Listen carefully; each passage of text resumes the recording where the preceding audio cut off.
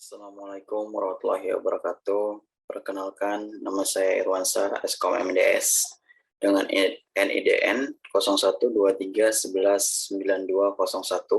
Saya merupakan dosen di program studi Desain Interior Universitas Potensi Utama yang ada di Kota Medan. Saya merupakan lulusan S1 dari Universitas Potensi Utama. Kemudian saya merupakan lulusan S2 Desain di Universitas Trisakti Jakarta. Nah, saya sedang mengikuti uji seleksi sertifikasi dosen SMART 2021 gelombang 4.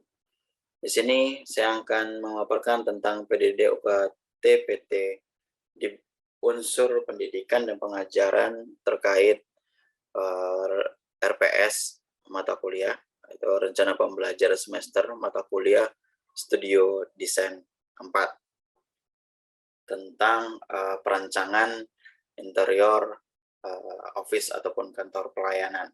Jadi rencana pembelajaran semester atau RPS di mata kuliah Studio Desain 4 yang kebetulan memang saya membawa mata kuliah ini dan saya juga yang membuat rencana pembelajaran semester mata kuliah Studio Desain 4, 5, 1, 2, dan 3.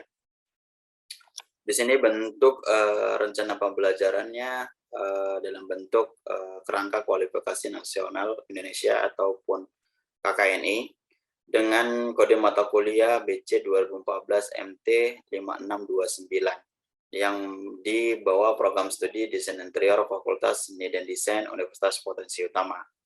Nah, berikut lembar pengesah, yaitu rencana pembelajaran disahkan oleh Ketua Program Studi. Selain itu, saya juga di sini yang menandatangani saya sendiri, itu karena kebetulan saya juga menjabat sebagai Ketua Program Studi Desain Interior Universitas Potensi Utama. Daftar isi, di sini daftar isi ada rencana pembelajaran semester, ada rancangan tugas, ini nanti di akhir rancangan tugas, kemudian ada rubrik penilaian, ada evaluasi penilaian. Nah, rencana pembelajaran semester di sini terdapat mata kuliah, kode mata kuliah, rumpun mata kuliah berkelanjutan. Di sini berkelanjutannya adalah mata kuliah Studio Desain 5, selanjutnya kemudian ada metodologi desain, mata kuliah rumpun, itu ada mata kuliah metodologi desain, metodologi penelitian, kemudian ada tanda pajang, dan ada beberapa mata kuliah lainnya. Kemudian bobot SKS-nya adalah 6 SKS. Di sini full dengan banyak praktek. Ada juga terdapat beberapa pemaparan tentang teori, proses bagaimana mengumpulkan data, bagaimana mengolah data, bagaimana manfaatnya, dan bagaimana cara mereka langsung observasi, karena mata kuliah ini lebih banyak memang ke lapangan untuk mengumpulkan data yang nantinya diolah dan dirancang melalui software perancangan desain. Nah, mata kuliah ini ada di semester 5, itu semester ganjil. Kemudian disusun oleh otorisasi yang disusun oleh dosen pengembang RPS, yaitu saya sendiri, yaitu Irwansyah Eskom MDS, selaku penulis atau pembuat rencana pembelajaran ini, dan disahkan oleh Ketua Program Studi, yaitu saya juga sendiri, yaitu Irwansyah Eskom MDS, yang kemudian disetujui oleh Dekan Fakultas Seni dan Desain, yaitu Bapak Muhammad Rusdi, Eskom MDS. Nah, capaian pembelajaran ataupun CP-nya itu dalam mata kuliah ini komponen-komponen yang harus diperhatikan adalah CP pembelajarannya, yaitu di sini pengetahuan satu itu mahasiswa itu nanti bisa menguasai teoritis tentang desain interior, ilmu bahan, teori warna, ergonomi, dan estetika. Kemudian keterampilan umumnya yaitu mampu KU 02 dengan kode KU 02 keterampilan umum, yaitu mampu merancang proses desain interior secara mandiri maupun kelompok dan menghasilkan karya yang berbasis riset, memenuhi kaidah desain dan merupakan penyelesaian masalah ruang dan sarana sesuai dengan kebutuhan pengguna. Nah, Ini capaian pembelajaran yang akan dicapai dengan keterampilan umumnya dengan kode KU02.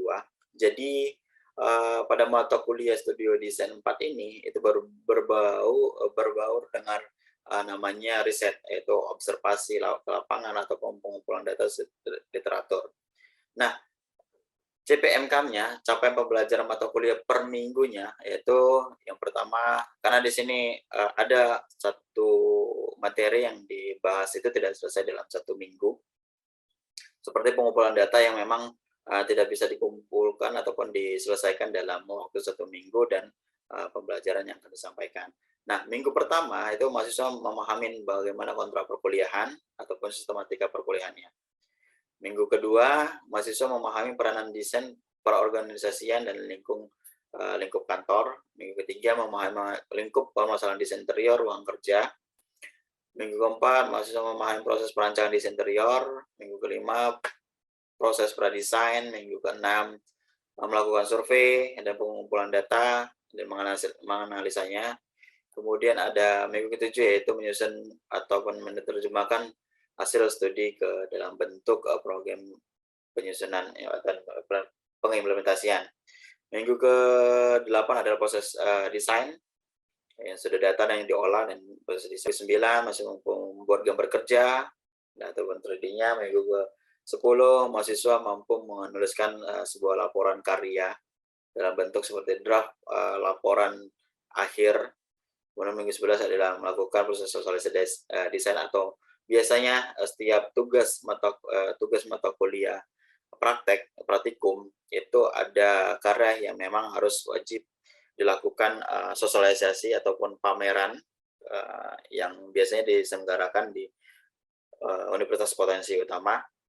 Namun selama sebelum pandemi dilakukan secara langsung, namun setelah pandemi ini dilakukan secara online. Nah, sedikit deskripsi mata kuliah tentang Studio Desain ini, itu mata kuliah memberikan kemampuan memecahkan problem desain interior dengan tingkat kompleksitas secara menyangkut aspek kebutuhan kelompok masyarakat tertentu, angka pengembangan citra lembaga sistem organisasi pemakaian melalui perancangan interior ruang kerja ataupun kantor. Nah, itu deskripsi singkat tentang mata kuliah. Nah, materi pembelajaran ataupun pembahasan nanti akan saya paparkan di bagian uraian pembelajarannya, rencana pembelajarannya. Nah, di sini ada pustaka. Pustaka terdapat dari beberapa jurnal, buku. Kemudian media pembelajaran menggunakan perangkat lunak, menggunakan softwarenya itu adalah SketchUp, AutoCAD, 3D Max untuk Prabot dan desain-desain ininya, dan software-software desain yang lainnya. Tapi yang paling utama adalah menggunakan software SketchUp untuk pembuatan 3D modeling bangunan interiornya.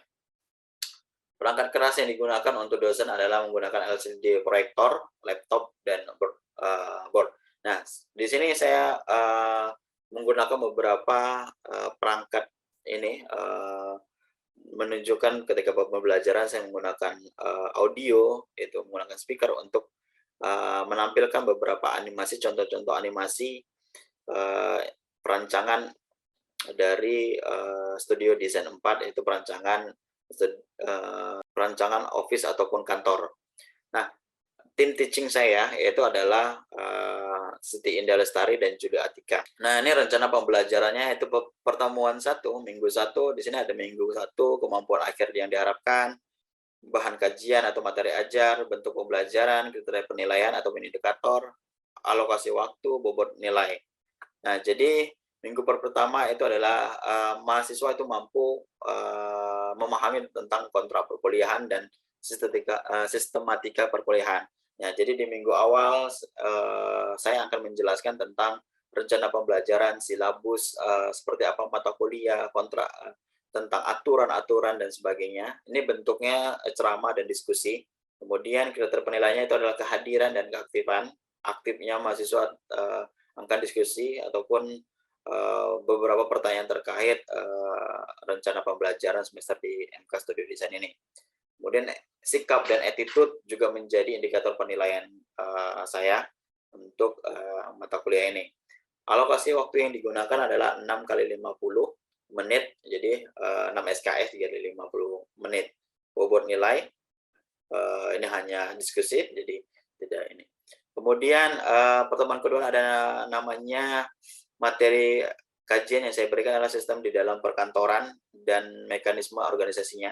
Bagaimana mekanisme yang ada di dalam proses kantor, apa saja struktur ya yang ada di dalam kantor, gimana sistemnya, bagaimana aturan-aturan yang ada di dalam kantor. Nah, di sini mahasiswa mampu memahami peran desain pengorganisasian dalam lingkungan kantor atau office. Terus mahasiswa juga mampu tentang lingkup permasalahan desain interior yang ada di ruang kerja. Nah, mereka sudah memahami terkait hal itu, materi, saya memberikan materi, kemudian bentuk pembelajaran ada ceramah, diskusi, sharing, dan kriteria penilaiannya sama dengan itu kehadiran, aktifan, sikap, dan attitude yang dialokasi waktu itu 6 kali 50 menit. Kemudian pertemuan ketiga adalah memahami proses perancangan desain interior sistem pada bangunan tinggi untuk ruang kantor kerja. Ini yang saya paparkan tentang tata ruang kantor tersebut. Bentuk pembelajaran ada ceramah, diskusi, dan asistensi. Di sini mulai mahasiswa diminta untuk melakukan penelusuran, mendesain diberikan tugas itu studi kasus, menentukan studi kasus kantor yang akan menjadi objek garapan di tugas akhir mata kuliah ini. Nah, kemudian pertemuan 4 dan 5 mahasiswa itu mampu melaksanakan proses pradesain. Nah, ini pradesain, kemudian mahasiswa mampu melakukan survei untuk mengumpulkan data dan menganalisis data terkait. Nah, di sini materinya adalah pengumpulan data, bagaimana mahasiswa mengumpulkan data, kemudian bagaimana mahasiswa menganalisis data tersebut. Data diolah untuk proses desainnya, bentuknya itu ceramah, diskusi, dan asistensi. Nah, mahasiswa sudah ditugaskan untuk melakukan riset lapangan dengan meminta surat riset yang ke program studi ataupun ke institusi ataupun kampus. Nah, di sini tugas 2 itu mengumpulkan, saya memberikan tugas langsung untuk pengumpulan data dan survei yang nanti bakalan diskusi ataupun rundingkan bersama-sama. Ini alokasi waktunya adalah 5 kali 50 menit. Kemudian pertemuan 6 dan 7 ada namanya pemrograman desain kantor. Di sini mereka mulai menyusun dan menerjemahkan hasilnya. Hasil dari pengumpulan data tadi, hasil data tadi diterjemahkan ke dalam bentuk programming atau penyusunan konsep. Konsep seperti apa yang akan diimplementasikannya. Nah, ini bentuknya ceramah, diskusi, dan asistensi. Di sini saya sudah mulai, di sini saya juga memberikan tugas konsep karya dan implementasi programming. Nomor 8 adalah ujian tengah semester. 9 sampai pertemuan 9 sampai 13 ini dengan bobot 15% ya di 6 dan 7. 9 dan 13 bahan materinya adalah implementasi konsep ke dalam gambar kerja dan 3D design. Saya memberikan beberapa contoh gambar, saya bentuk gambar, saya membawa gambar, saya tunjukkan ke mereka untuk seperti ini gambaran proses desainnya. Saya juga memberikan contoh hasil karya saya, penelitian saya terkait perancangan interior. Nah, di sini mahasiswa mampu memahami membuat gambar kerja. Ini tugasnya itu gambar kerja, 3D desain, dan alokasi waktunya 6 kali 50 menit, dan ini cukup besar bobot penilaiannya itu di 50%. Kemudian pertemuan 14 dan 15 yaitu melakukan sosialisasi hasil implementasi desainnya, bentuk presentasi, dan persiapan pameran. Nah, mahasiswa ditugaskan untuk melakukan pameran tugas akhir mata kuliah. Nah, agar mereka paham dan ketika nanti diimplementasikan di tugas akhir, mereka sudah tidak kebingungan lagi bagaimana cara berkomunikasi dengan baik, bagaimana mereka proses dari awal hingga akhir dalam perancangan kantor tersebut. Ini pemaparan hasil karya desain. Nah, ini rancangan tugas sudah saya paparkan tadi, tugas 1, tugas 2, dan bentuk objeknya itu pengumpulan datanya, luarannya laporan, bentuk laporan, dan bentuk proposal. Nah, seperti itulah rencana pembelajaran semester mata kuliah Studio Desain 4. Sekian dan terima kasih. Assalamualaikum warahmatullahi wabarakatuh.